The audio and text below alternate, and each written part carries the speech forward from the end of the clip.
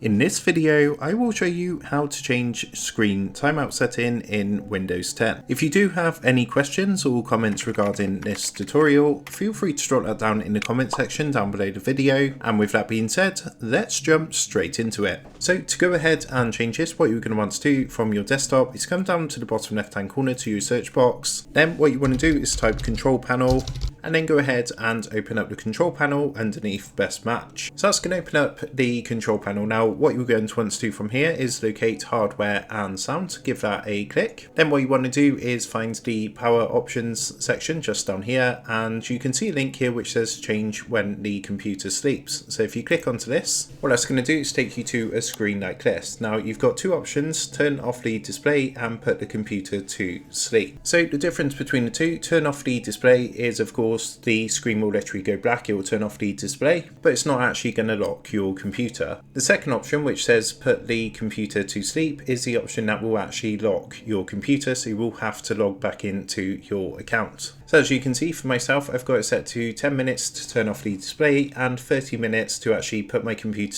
to sleep and lock the computer. So what you can do is click onto the drop down box and change them to whichever you prefer. After you've made any changes, make sure to click the Save Changes button, and that is how to go ahead and change the screen timeout in Windows 10. So with that being said, I hope this quick tutorial did help you out today, and if this did help you out, I would really appreciate it if you was to consider dropping down below the video, leaving a like, and also subscribing to the channel. With that being said, I just want to take a minute to thank you guys for watching this quick tutorial, and I will see you in the next video.